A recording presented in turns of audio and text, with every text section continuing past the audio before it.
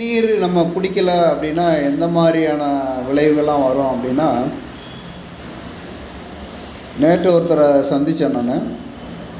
பொண்ணு பேர் சரண்யா. அவங்க அப்பா மார்க்கெட்டில் ஒர்க் பண்ணிகிட்ருக்காங்க. அதனால் நார்மலாக ஒரு காய்கறி வியாபாரம் அந்த மாதிரி பண்ணிகிட்ருக்காங்க.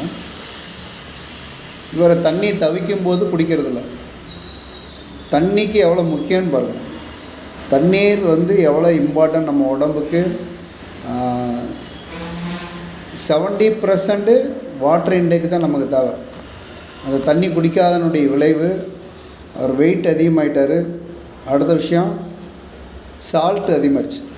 உடம்புல சால்ட் அதிகமாகும்போது என்ன ஆகும் அப்படின்னா, கிட்னியில் அந்த சால்ட் அரிக்க ஆரம்பிச்சிச்சு. அப்புறம் கிட்னி ஃபெயிலியர், கிட்னிக்கு பாதுகாப்பு இல்லை, அந்த கிட்னி ஃபெயிலியர் ஆகிடுச்சு. இப்போ வாட்டர் இன்டேக் ரொம்ப கம்மியாக தான் குடிக்கணும்.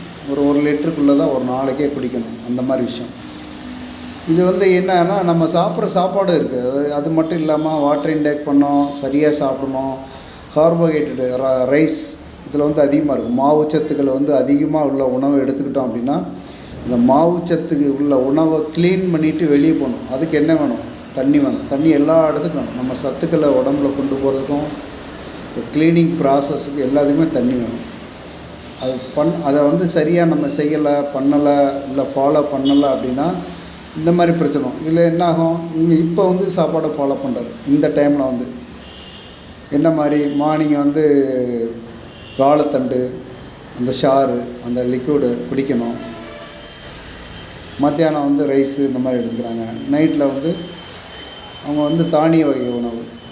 இதை முன்னாடி நம்ம ஃபாலோ பண்ணியிருந்தோம் அப்படின்னா, இந்த மாதிரி இடத்துக்கு நம்ம சுச்சுவேஷனுக்கு தள்ளப்படாமல் போயிருக்கலாம். ஏன்னா பணம் எவ்வளோ அதில் சேவிங்ஸ் ஆகும், உயிருக்கு பாதுகாப்பு, இது எல்லாமே இருக்குது. நம்ம உணவில் என்னெல்லாம் சரியாக பண்ண வேண்டியும் ஒரு பேசிக்கான விஷயங்களை நம்ம கற்றுக்கிட்டோம் அப்படின்னா, நம்ம லைஃப் லாங்காக ஆரோக்கியமாக இருக்கலாம்ன்ற விஷயத்தை நம்ம எடுத்துக்கலாம்.